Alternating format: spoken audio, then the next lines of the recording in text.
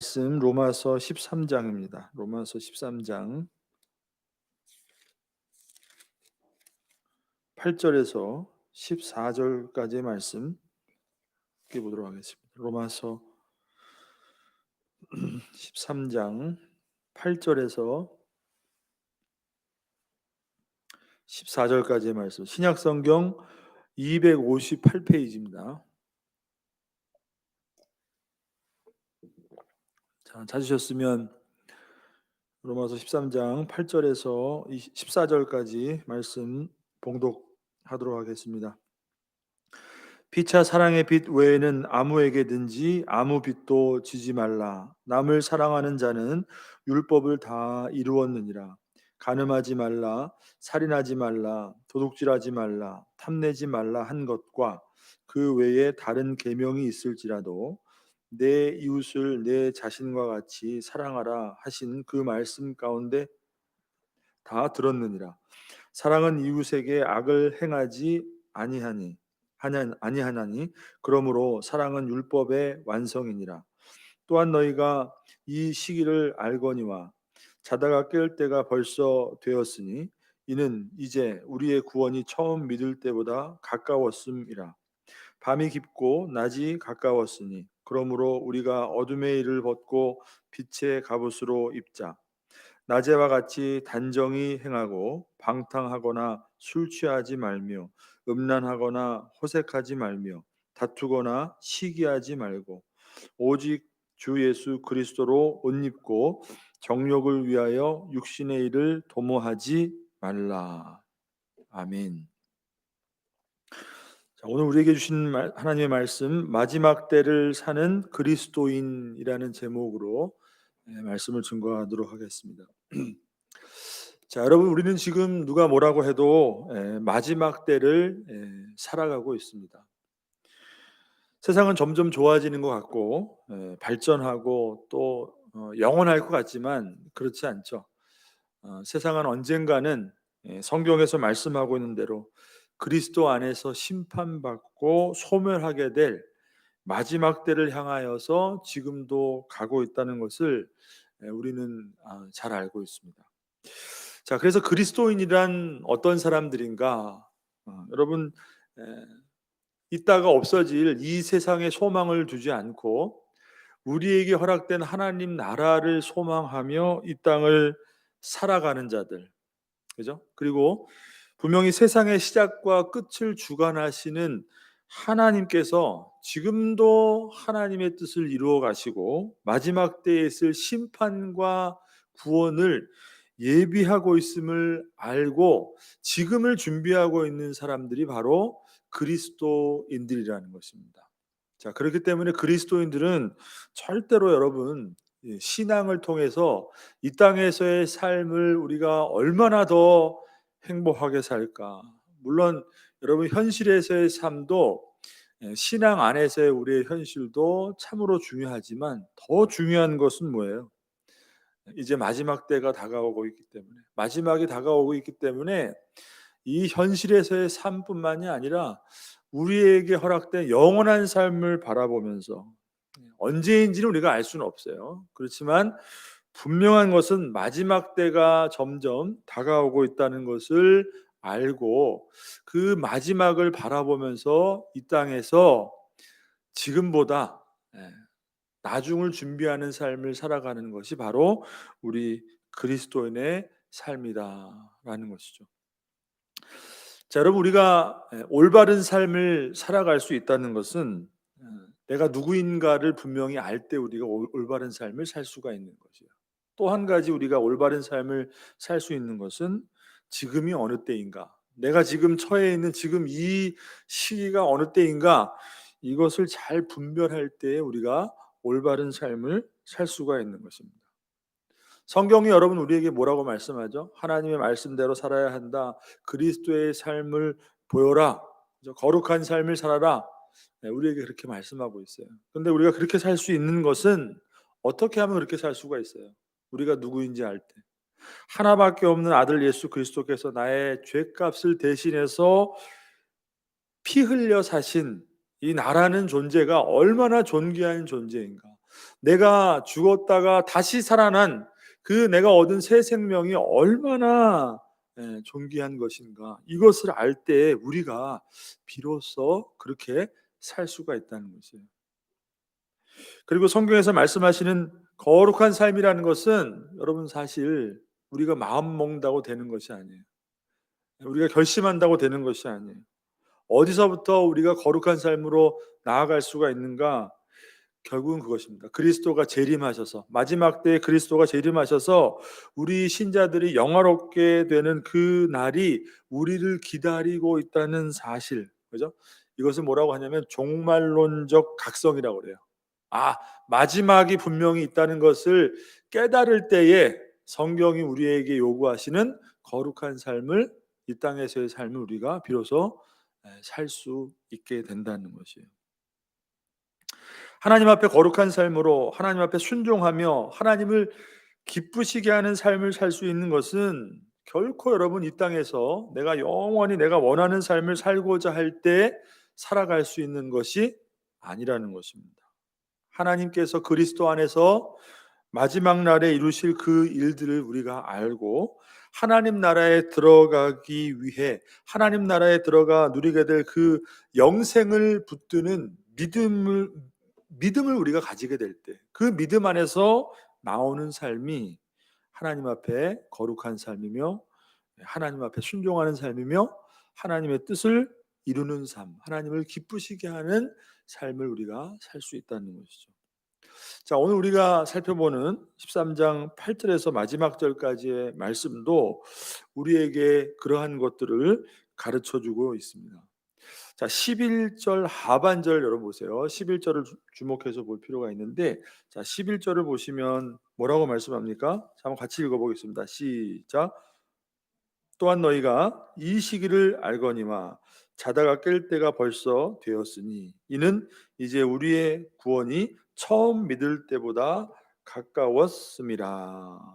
자, 하반절에 뭐라고 말씀하죠? 이제 우리의 구원이 처음 믿을 때보다 더 가까이 왔다, 우리 눈앞에 왔다라고 말씀하고 있는 것이에요. 자, 우리의 구원이 처음보다 가까이 왔다. 여기서 말하는 구원은 여러분 뭘까요? 우리가 예수님 믿고 얻는 구원, 그 칭의를 말하는 것은 아니에요. 이미 우리는 칭의를 얻었어요. 예수님 믿고 그리스도 안에서 우리는 구원을 얻었단 말이에요. 그 구원을 말하는 것이 아니라 결국에는 이 마지막 때에 이루어지게 될 구원의 완성을 의미하게 되는 거죠. 우리가 영생을 얻고 영광스러운 부활의 몸을 입고 우리가 하나님 나라에 들어가게 될 그 구속의 완성이 가까웠다라는 것을 말씀하고 있는 것이에요. 자, 다시 말해서 그리스도가 다시 오셔서 우리가 영광 중에 부활하여 영원한 하나님 나라에 들어가게 될 그 날이, 그때가 가까이 왔기 때문에 라는 것을 말씀해 주고 있는 것이에요. 자, 그렇기 때문에 뭐라는 거예요? 이제 우리의 그 믿음을 다시 한번 점검하고 정말로 구원받은 자로서의 삶을 사는데 이제는 정말로 초점을 맞춰야 될 때가 왔다라는 것이에요. 구원의 완성이 가까이 왔기 때문에 하나님 나라에 합당한 자로서 내가 살아가고 있는가, 우리의 믿음을 점검하고 하나님 앞에 받은 구원을 내가 우리의 삶 가운데, 이 땅에서 삶 가운데 살아내고 있는가, 여기에 초점을 맞춰야 한다라고 말씀하고 있는 것이에요. 자, 그러고 보니까 오늘 이 13장 8절에서 마지막 절까지의 말씀도 사실은, 자, 12장 우리가 봤던 1절에서 2절 말씀이죠. 12장을 시작했던 그 그리스도인의 삶에 대해서 말씀했던 1절에서 2절 말씀 기억나시죠, 여러분? 그 내용에 대한 어떻게 보면 결론적인 말씀이라고도 할 수가 있는 것이에요. 자, 보세요, 여러분. 시작과 마무리가 똑같은 내용으로 강조되고 있어요. 그리스도, 구원받은 그리스도인의 삶이란 무엇인가? 구원받은 자가 살아야 될 삶이란 무엇인가? 라는 것을 말씀하는데, 자, 12장 1절, 2절 말씀에 뭐라고 나오죠? 너희 몸을 하나님이 기뻐하시는 거룩한 산제물로 드리라는 거예요. 왜 그렇게 해야 돼요? 구원의 때, 이 마지막 때가 다가왔기 때문에 라는 것이에요. 왜 우리가 이 세대를 본받지 말고 오직 마음을 새롭게 함으로 변화를 받아서 하나님의 선하시고 기뻐하시고 온전하신 뜻이 무엇인지 분별해야 되는가? 왜 그렇다는 거예요? 이제 우리의 구원이 처음 믿을 때보다 가까워졌기 때문에, 하나님이 예비하신 그 마지막 때가 가까웠기 때문에. 그러니까 여러분, 시작과 지금 마무리를 똑같은 말씀으로 강조하고 있는 것이에요. 자, 그렇다면 우리가 그 때를 알고 그 때를 분별하여서 더더욱 어떤 삶에 초점을 맞춰야 되는가, 오늘 말씀을 통해서 한 중요한 두 가지 정도를 우리가 살펴보기를 원합니다. 자, 두 가지가 뭐냐면 간단히 요약하면 이것이에요. 하나는 뭐냐면 사랑을 실천하고, 첫 번째 뭐예요? 사랑을 실천하고, 그 다음에 두 번째는 예수 그리스도의 옷을 입자. 자, 사랑을 실천하고 예수 그리스도의 옷을 입자. 예수 그리스도의 옷을 입자는 것은 뭘까요? 우리가 예수님을 닮아감으로 이제 좀 더 거룩한 삶으로 우리가 성화되어가는 과정, 거기에 초점을 맞춰라. 거룩한 삶에 초점을 맞춰라. 이것을 말씀하고 있는 거예요. 사랑을 실천하고 거룩한 삶에 초점을 맞추어라. 자, 먼저 오늘 8절 말씀을 보게 되면 사랑의 실천에 대해서 우리에게 말씀해 주고 있습니다. 8절 말씀 한번, 13장 8절 말씀 한번 같이 읽습니다. 시작.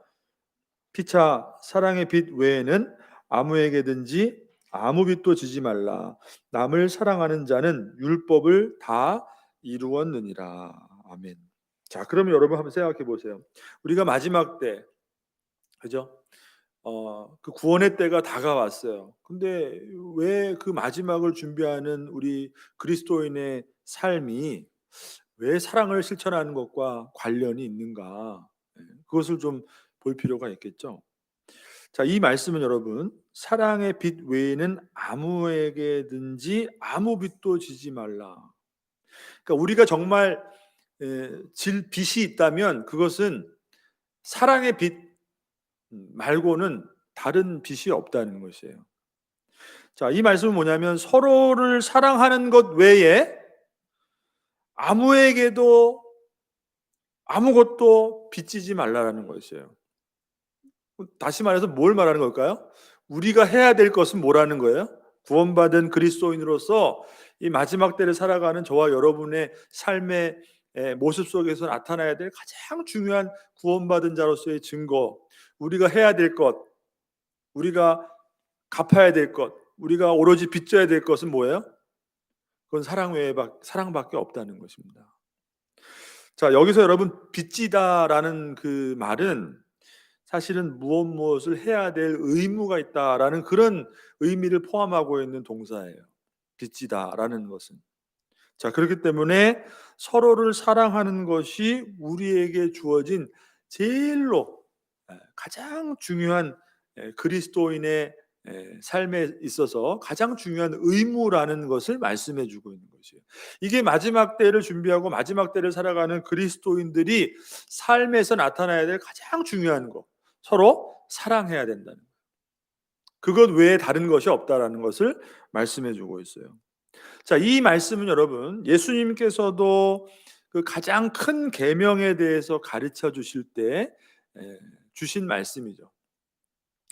첫째 되는 계명이 뭐라고 그랬어요?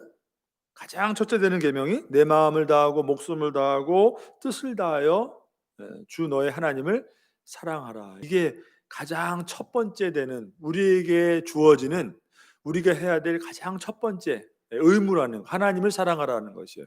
근데 두 번째 계명이 뭐예요? 두 번째도 둘째도 그와 같으니라고 말씀하셨어요. 둘째도 그와 같으니.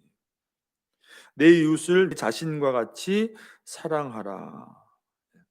여러분, 첫 번째 계명만 중요한 것이 아니라, 그죠? 그리고 첫 번째 계명이 제일 중요하고 그 다음에 두 번째 계명이 덜 중요하고 이런 게 아니라 첫 번째 계명과 똑같다고 말씀했어요, 예수님께서. 첫 번째 계명은 하나님을 사랑하는 것이고 두 번째 계명도 그와 똑같은 것인데, 그 똑같은 것이 무엇이냐? 바로 하나님을 사랑하는 것처럼 그 똑같은 것이 나 자신을 사랑하는 것처럼 내 이웃을 사랑하라. 이것이 둘째 계명. 이것이 하나님이 우리에게 원하시는 가장 중요한 계명이라고 예수님이 말씀하셨어요. 그리고 제자들에게도 말씀하셨죠. 너희들이 서로 사랑하게 될 때, 너희들이 서로 사랑할 때 세상이 너희를 비로소 내 제자인 줄 알리라. 이렇게 말씀하셨단 말이에요. 그러니까 여러분, 예수님도 제자들에게 이 사랑이 얼마나 중요한가, 그리스도인들에게 제자들의 삶에 있어 나타나야 될 가장 중요한 구원의 증거임을 예수님이 말씀해 주셨습니다. 그러니까 이 사랑하라는 이 계명의 말씀은요, 여러분, 그냥 단순히 도덕적인 어떤 명령을 뛰어넘는 것이에요.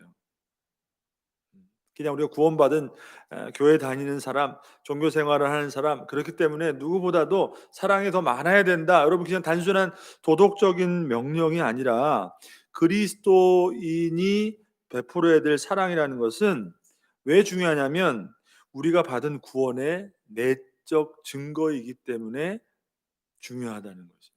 그렇기 때문에 여러분, 이 마지막 때를 살아가는 우리들에게 무엇보다도 우리가 구원받은 증거로서 저와 여러분의 삶 가운데 나타나야 되는 것이 뭐예요? 바로 사랑이라는 것입니다.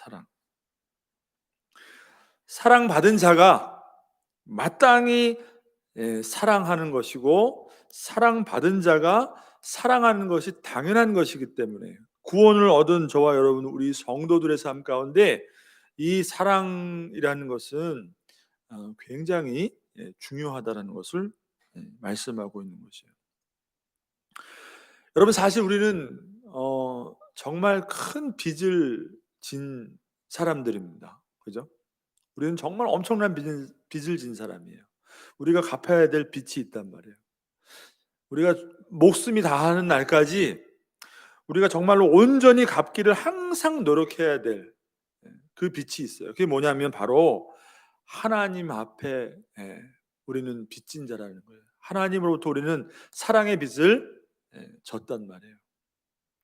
그러니까 우리가 평생을 다하여서 온전히 갚기를 힘써야 될 그 빚이 뭐냐면 사랑의 빚이에요. 근데 동시에 우리가 아무리 온전히 갚기를 항상 힘쓰고 노력하더라도 절대로 완전히 갚을 수 없는 것이 뭐예요? 바로 우리가 하나님으로부터 받은 사랑의 빚이라는 거죠. 여러분, 우리가 어떻게 그 빚을 갚으려고 노력을 한들 하나님으로부터 받은 그 사랑의 빚을 우리가 다 갚을 수가 있겠어요? 하나님께서 그리스도를 십자가에 내어주신 그 놀라운 하나님의 사랑을 어떻게 우리가 다 갚을 수 있겠냐는 거예요. 그렇지만 다 갚을 수 없지만 우리가 마지막까지 온전히 갚기를 항상 노력하고 힘써야 될 것이 뭐냐면 하나님으로부터 받은 사랑의 빛이라는 거죠. 근데 그 사랑의 빛을 우리가 어떻게 갚아야 되는가? 그것은 내가 받은 그 사랑을 어떻게 해요? 다른 사람에게 베풀어 주는 사랑으로 하나님이 우리를 사랑하심 같이 우리도 그 사랑을 실천함으로 그 사랑을 갚을 수 있다는 것입니다.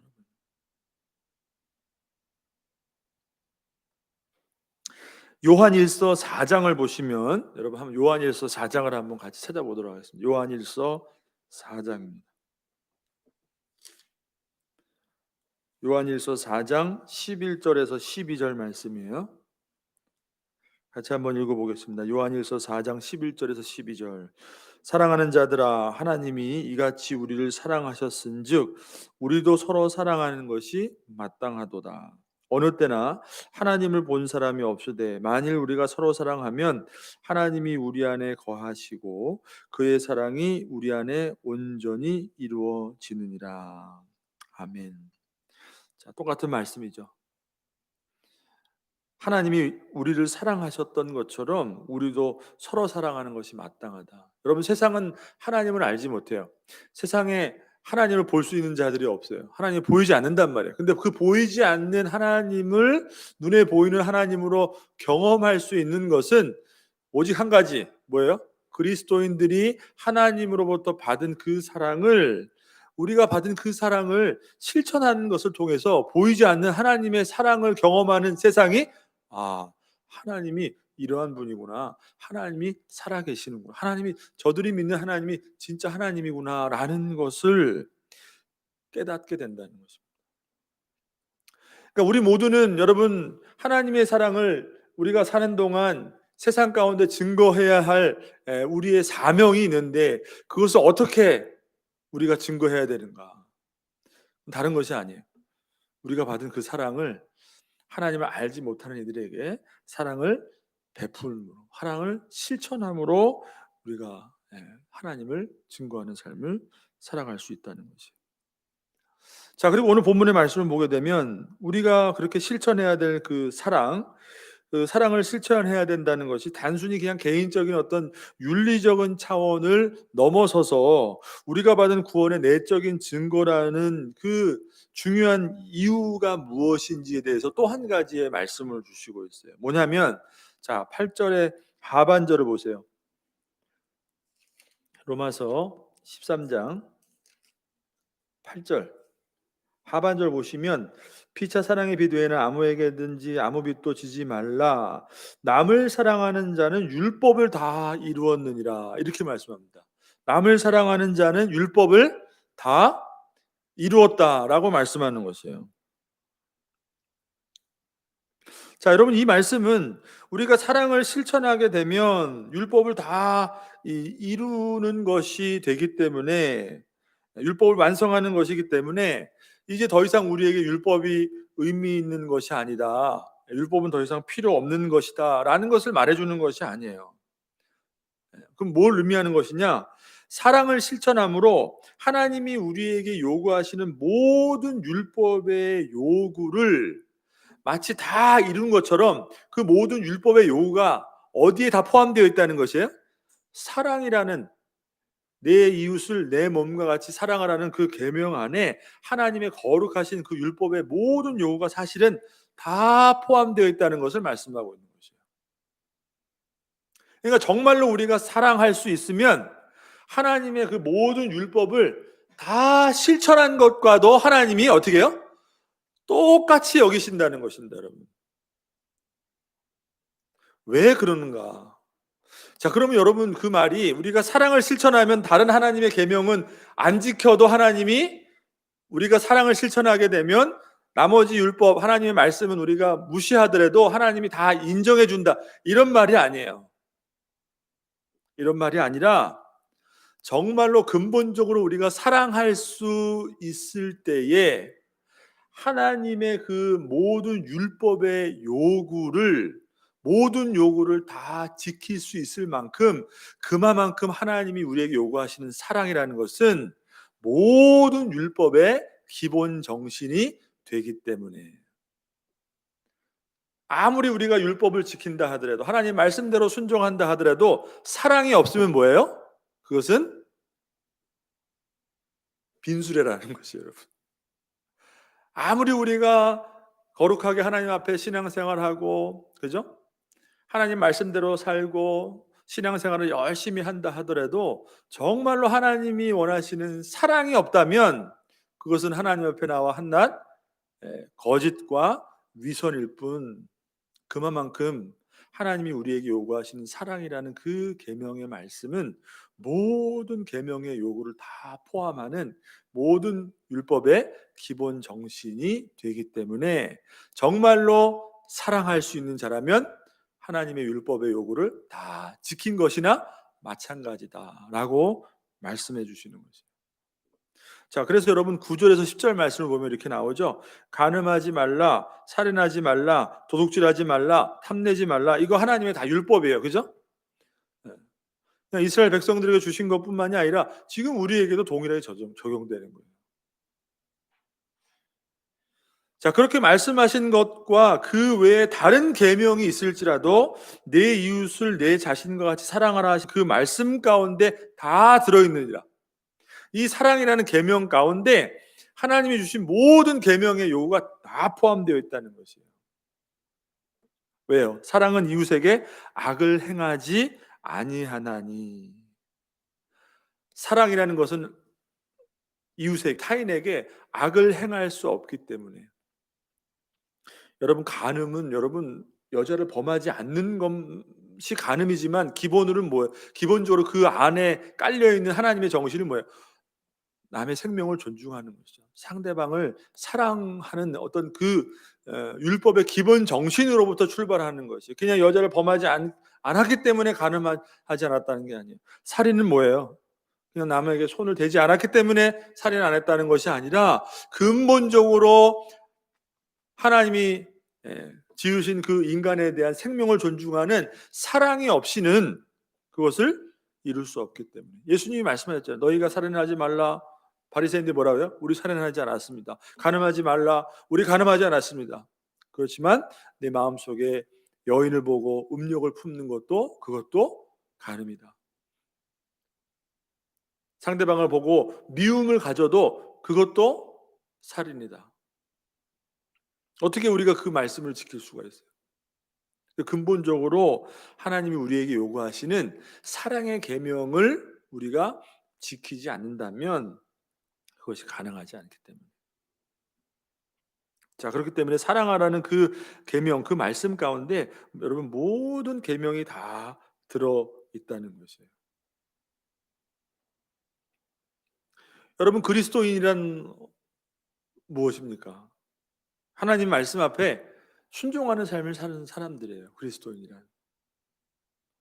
신앙생활이라는 것은 하나님 말씀이 우리의 삶의 기준이 되어서 그 말씀 앞에 순종하고 그 말씀 따라 하나님의 인도하심을 받고 하나님 앞에 옥종하는 삶이 우리가 하나님 앞에 살아가는 신앙의 삶이에요. 신앙생활이에요. 근데 중요한 것은 여러분, 우리가 하나님 말씀 앞에 순종하며 하나님의 뜻을 분별하여서 그 말씀대로 살아야 한다고 하지만, 우리가 하나님이 우리에게 명령하신 내가 너희를 사랑한 것 같이 내 이웃을 내 몸과 같이 사랑하는 그 사랑에 우리가 정말 실패한다면 이것은 아니라는 것이에요. 그러니까 정말로 구원의 때가 가까이 오는 이 마지막 때를 살아가는 우리 신자들의 삶 가운데 우리가 정말 다시 한번 점검하고 우리가 하나님 앞에 다시 한번 거룩해져야 되는 그 삶의 첫 출발이 어디서부터 시작되느냐. 여러분, 물론 교회 나와서 예배하고, 물론 어떠한 일이 있어도 예배를 방해하고 예배를 못하게 해도 우리가 그 믿음을 가지고 절대적으로 예배를 사수하고, 모든 것이 여러분 다 우리에게 필요하겠죠. 그렇지만 정말로 하나님이 우리에게 주신 그 사랑을 경험하고 사랑을 받은 자로서 사랑을 실천하는 그 사랑이 우리에게 없다면 여러분, 그것은 하나님이 우리에게 원하시는 삶이 아니라는 거죠. 정말 하나님 앞에 우리가 나와서 거룩한 척하지만 위선과 거짓으로 포장된 잘못된 신앙이라는 것을 말씀해주고 있는 것이에요. 여러분, 사랑의 빛 외에는 어떤 빛도 지지 말라는 우리에게 주신 이 명령, 사랑의 계명을 실천할 수 있는 우리 모두가 되시기를 주님의 이름으로 축복합니다. 이것이 마지막 때에 우리 그리스도인의 삶으로부터 증거해야 할 하나님의 사랑이라는 것이에요. 자, 근데 여러분, 우리의 모습을 보면 어떻습니까? 우리 안에 정말 하나님이 원하시는 진정한 사랑이 우리 안에 있는가?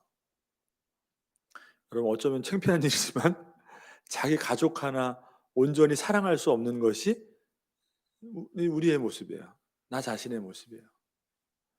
우리의 가족 하나도 내 힘으로도 사랑할 수 없는 것이 우리의 모습이에요. 근데 어떻게 여러분 남을 사랑할 수가 있어요? 그죠? 오늘 이 말씀을 통해서 우리는 무엇을 깨닫느냐? 우리의 모습으로는 도저히 사랑을 할 수 없다는 것을 우리가 다시 한번 깨닫게 되는 거예요. 나 자신의 모습으로는, 그죠? 내가 가지고 있는 내 안에 있는 사랑으로는 도저히 남을 사랑할 수 없음을 우리가 깨닫게 되는 거죠. 그와 동시에 그렇기 때문에 하나님이 내게 베풀어 주신 그 사랑, 그리스도를 나의 죄값으로 십자가에서 피 흘리게 하신 하나님의 사랑이 얼마나 놀라운 사랑인가. 그죠? 그 사랑으로 나를 다시 한번 채우고 그 사랑으로 자, 그러니까 하나님의 사랑은 어떤 사랑이에요? 정말로 이타적인 사랑이에요. 우리가 살 수 있는 사랑은 내가 사랑해 줄 수 있는 사람을 사랑해 주는 것이 우리 안에 있는 사랑이지만, 하나님의 사랑은 그렇지 않다는 거예요. 죄인을 사랑해 주시는 사랑. 우리가 이미 죄인 되었을 때에 그리스도를 십자가에 내어 주시는 무조건적인 사랑. 여러분, 그 사랑을 우리가 다시 한번 경험하지 않고서는 이 하나님 앞에 이 사랑이라는 계명을 우리가 실천할 수 없음을 다시 한번 깨닫게 된다는 것이죠. 여러분, 교회 안에서도 마찬가지인 것입니다. 성도 간의 사랑. 이제 우리는 성도 간의 사랑을 외치고 또 성도 안의 사랑을 또 경험한다고 하지만, 사실은 여러분, 네, 그렇지 않아요. 교회 안에 얼마나 많은 미움이 있고, 교회 안에 얼마나 많은 아픔이 있고,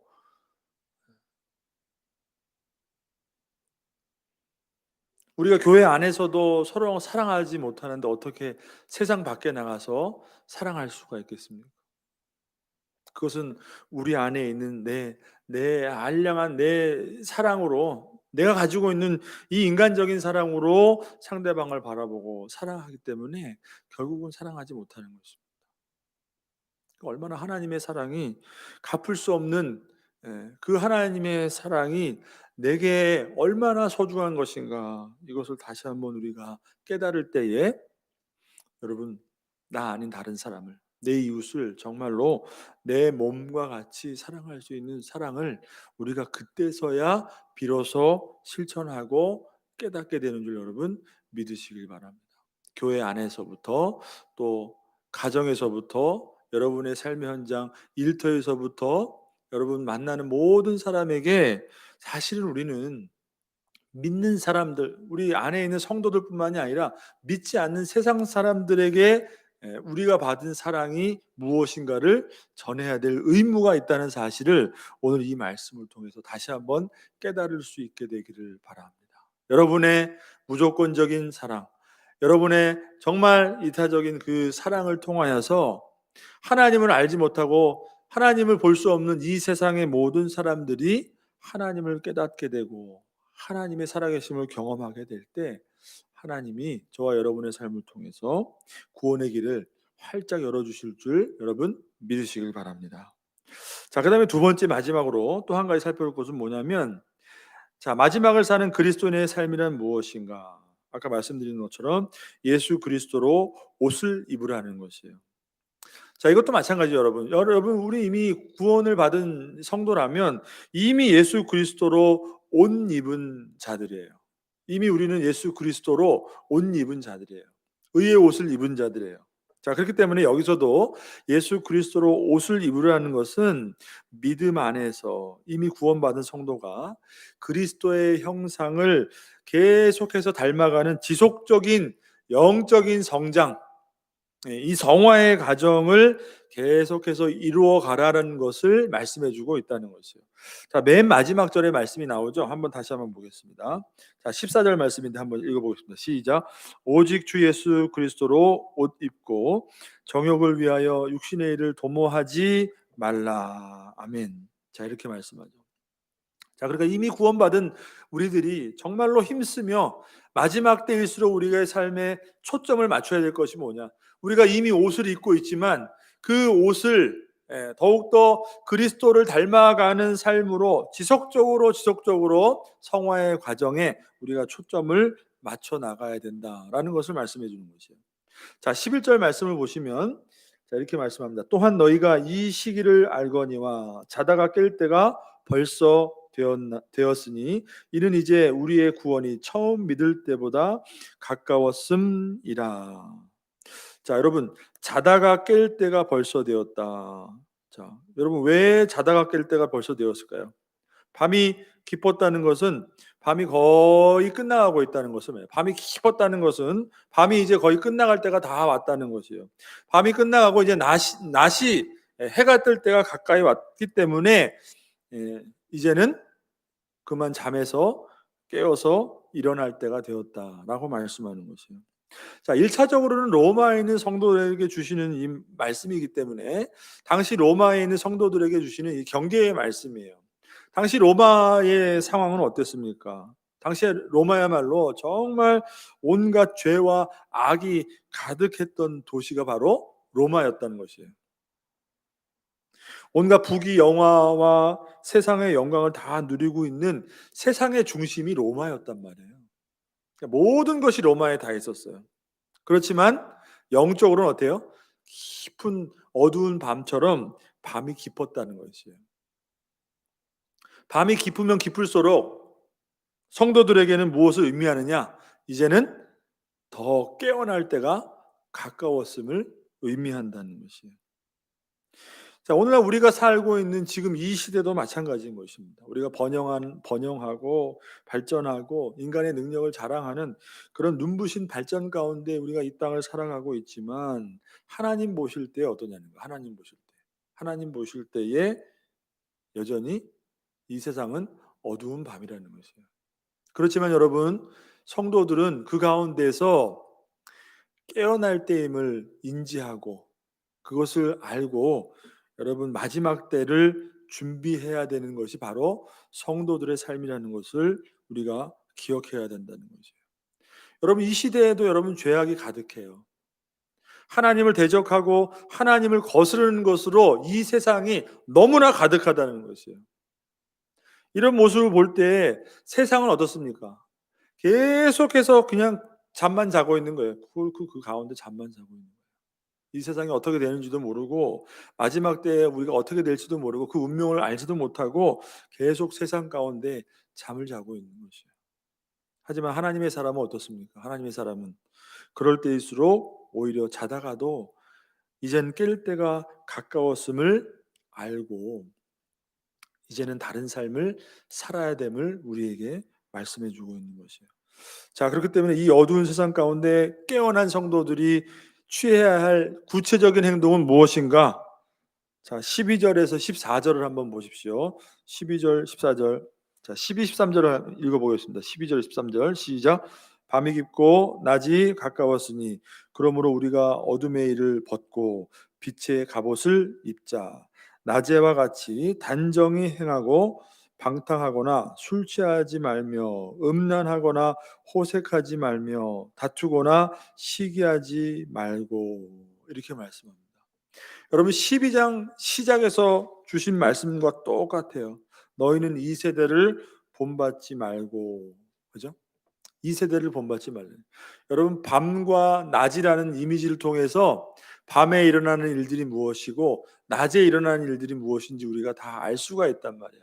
그러니까 밤에 행하는 것들 여러분 우리가 이 세상을 구원받은 백성으로 이 세상을 살아가고 있기 때문에 우리도 모르게 세상에 속해 있다는 것은 우리도 모르게 밤에 행하는 세상의 일들을 우리의 삶 가운데 낮에 있어야 될 성도의 삶이 밤 깊은 곳에 죄악 가운데 그것이 의미하는 것이 무엇인지 모르고 우리가 마치 술 취한 것처럼 음란과 호색과 말다툼과 시기함과 세상의 모든 것을 우리가 분별하지 못하고 그렇게 살아갈 때가 많이 있다는 것이에요. 그러니까 오늘 말씀은 분명히 그 옷을 어떻게 해요? 벗어버리고 새로운 옷으로 다시 그리스도의 옷으로 갈아입을 것을 우리에게 말씀해 주시고 있다는 것입니다. 첫 번째는 뭐예요? 잠에서 깨어나. 두 번째는 어둠의 일을 벗어버리고 빛의 갑옷을 입자. 그러니까 새로운 삶으로 거룩한 삶으로 다시 또 한번 우리 한번 하나님 앞에 회개하고 돌이키고 거룩한 삶으로 돌이키고 또 돌이키고 돌이키는 삶으로 우리의 삶을 초점을 그렇게 맞춰야 됨을 말씀해 주고 있는 것이죠. 자, 여러분 성도의 거룩한 삶은 아까 말씀드린 것처럼 마지막 때에 있을 종말론적인 그 구원과 굉장히 밀접한 관계를 가지고 있습니다. 우리가 왜 이 땅을 살면서도 세상과 똑같이 살지 않고 세상과 뒤섞여 살지 않고 세상의 영향을 받지 않고 그래도 하나님 말씀대로 거룩한 삶으로 살아갈 수 있는가? 그 이유가 뭐예요? 마지막이 우리를 기다리고 있기 때문이에요. 이 분명한 믿음 때문에 우리는 세상에 속해 있지만 세상과 구별된 거룩한 그리스도인으로 살아갈 수 있다는 거예요. 여러분, 이것이 굉장히 중요한 것입니다. 우리가 신앙을 가지고 있지만 마지막 때를 바라보지 못한 종말론적인 그 신앙을 갖지 못하게 될 때, 이 땅에서의 삶에 자꾸 초점을 맞추게 될 때, 여러분, 우리는 신앙은 가지고 있다고 하지만 결국은 뭐예요? 세상과 똑같은, 세상이 추구하는 가치를 추구하고 세상이 살아가는 방법을 타협해서 우리가 살아가고, 마지막 때에 있을 그 구원이 우리에게 무엇을 의미하는지 모르기 때문에, 여러분, 사실 지금 우리가 살아가고 있는 이 세상에서의 삶은 여러분 천국에서의 삶을 어떻게 하는 거예요? 미리 연습하는 거예요. 연습하는 거. 예습하는 거예요. 예습하는 거. 여러분, 이 땅에서 우리가 살고 싶은 대로, 우리의 원대로, 우리의 욕망대로 육신의 일을 도모하며 살다가 나는 예수 믿었기 때문에 나중에 천국 가서 영원한 삶을 살 거야. 여러분, 그것이 아니에요. 이미 영원한 삶을 허락받았기 때문에, 하나님 나라의 영원한 생명을 허락받았기 때문에 거기에 걸맞, 천국의 삶에 걸맞는 삶을 미리 살다가 하나님 나라 가는 줄 여러분 믿으시길 바랍니다. 이것은 어떻게 가능하느냐? 마지막 때에 우리에게 허락된 하나님 나라가 구원과 심판을 통해서 우리에게 임하게 된다는 것을 분명히 아는 믿음으로 가능하다는 것이에요. 그렇지 않고는 우리가 신앙생활 하지만 또 세상에 묻혀서 세상이 추구하는 것들을 마치 신앙의 이름으로 이 세상에서 얻는 것처럼, 여러분, 그건 잘못된 신앙인 거죠. 여러분, 창세기 5장을 보게 되면, 창세기 여러분 5장을 보면 아담의 계보가 소개되죠. 여러분, 아담의 그 계보를 통해서 여러분 죽음을 보지 아니하고 하나님 나라에 올라간 에녹에 대해서 우리는 알고 있습니다. 그죠? 여러분, 에녹이 몇 년을 살았죠? 365년을 살았어요. 이 땅에서. 근데 성경이 뭐라고 말씀하느냐? 에녹이 하나님과 동행하더니 하나님이 그를 데려가심으로 세상에 있지 아니하였더라. 그러니까 에녹은 죽지 않고 하나님 나라에 갔어요. 죽음을 보지 않고 줄곧 이 땅에서 하나님과 동행하는 삶을 살다가 하나님이 어떻게 해요? 굉장히 영광스럽게도 하나님 나라 그냥 이렇게 데리고 가셨어요.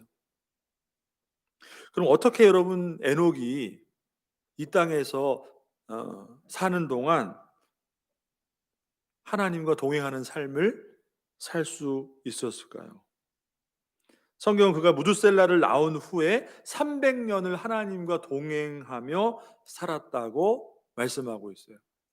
무두셀라를 낳은 다음에 그 후로부터 300년, 그가 65세 때에 무두셀라를 낳았는데 그 후로 300년을 하나님과 동행하다가 죽음을 보지 않고 하나님이 에녹을 데려가셨다. 여러분, 어떻게 그렇게 살 수가 있을까요? 여러분, 그가 낳았던 그 무두셀라라는 그 아들의 그 이름에 그 비밀이 담겨 있어요. 무두셀라라는 이름에. 여러분, 무두셀라라는 그 이름의 의미는 뭐냐 하면, 그 이름의 의미는 그가 죽을 때에 세상의 끝이 온다 라는 의미를 담고 있는 것이 무두셀라라는 이름의 의미예요. 그러니까 그가 에녹이 낳은 아들의 이름이 무두셀라인데 그 이름의 뜻이 뭐라고요? 그가 죽을 때에 세상의 끝이 온다. 여러분, 이런 험악한 이름이 어디 있습니까, 세상에? 그죠? 하나님이 왜 이런, 그죠? 무서운 이름을 에녹이 낳은 아들에게 무두셀라라는 그 이름을 주셨을까요? 그가 죽을 때에 세상의 끝이 온다. 왜 그런 이름을 주셨을까요? 에녹을 통하여서 다가올 심판과 구원, 세상의 끝을 전하게 하신 것이죠. 에녹의 삶을 통하여서. 그리고 종말의 신앙을 준비하도록 그 무두셀라라는 이름을 주신 거예요, 하나님이. 여러분, 에녹뿐만이 아니라 우리에게도 그러한 사명을 주신 줄 여러분 믿으시길 바랍니다. 세상 끝날에 있을 심판과 구원을 전해야 될 사명, 세상의 끝을 전해야 될 사명. 죄 많은 이 세상은 영원한 것이 아니라 언젠가는 반드시 하나님으로부터 하나님의 그 심판과 구원이 임하게 될 것이고, 오직 예수 그리스도만이 구원의 길임을 증거해야 될 사명, 우리에게 동일하게 주셨다는 거죠. 그렇기 때문에 에녹이 그렇게 300년 동안 하나님과 동행할 수 있었던 중요한 이유는 뭐냐? 그에게 항상 하나님의 심판의 때, 무드셀라, 그 아들의 이름을 통해 주신, 그가 죽을 때 반드시 하나님이 세상을 심판할 거다, 세상의 끝이 온다, 항상 그에게 하나님의 심판의 때, 마지막 때를 준비하는 신앙이 있었기 때문에 에녹이 그렇게 무드셀라를 낳은 후로부터 300년 동안 하나님과 동행하는 삶을 살 수 있었던 것입니다. 자, 그러니까 성도는 마지막을 준비하는, 항상 마지막을 준비하는 그 신앙으로 이 땅을 살아야 됨을 에녹의 삶을 통해서 우리가 알 수가 있는 것이죠. 자, 여러분, 오늘날 저와 여러분의 삶도 마찬가지인 것입니다. 우리가 어떻게 하나님과 동행할 수가 있겠습니까? 우리의 연약한 이 육신을 가지고 뒤돌아서면 또 육신의 일을 도모하고 뒤돌아서면 또 죄악을 탐닉하는 저와 여러분이 어떻게 이 세대를 본받지 않고, 그죠? 하나님의 온전하시고 기뻐하신 뜻을 분별하여서 늘 하나님과 동행하는 삶을, 우리의 삶을 하나님이 기뻐하시는 산 제물로 드리는 삶을 어떻게 우리가 살 수가 있겠어요? 그것은 바로 반드시 개인의 종말, 우리의 죽음을 통하여서 하나님의 구원이 시작이 되는 거죠. 그리고 언젠가는 반드시 이 세상의 마지막이 오게 되므로 하나님의 구원과 심판을 통하여서 그때에 재림의, 예수님이 다시 오시는 그 재림의 때에 우리가 영광스러운 부활의 몸을 입고 하나님 나라에 들어가게 된다는 그 마지막을 바라보는, 마지막을 준비하는 신앙이 있을 때에 우리가 비로소 하나님 앞에 거룩한 삶을, 하나님과 동행하는 삶을 살 수 있다는 것입니다. 여러분, 저와 여러분이 살아야 될 이 땅에서의 삶은 성경이 분명하게 우리에게 기록해주고 말씀해주고 있습니다. 그것은 이 땅에 소망을 두는 삶이 아닙니다. 오히려 이 땅을 살아가면서 우리는 무엇을 증거해야 돼요? 우리가 받은 하나님 앞에 갚을 수 없는 그 사랑을 세상의 모든 이에게 전하고 증거하고 사랑을 베풀므로, 그리고 죄 많은 이 세상 가운데 오직 구원의 길은 예수 그리스도뿐임을 증거하는 삶을 통하여서 하나님이 원하시는, 기뻐하시는 그러한 마지막 때를 준비하는 저와 여러분의 삶이 되시기를 주님의 이름으로 축복합니다. 기도하겠습니다. 하나님 아버지, 감사합니다. 우리의 연약한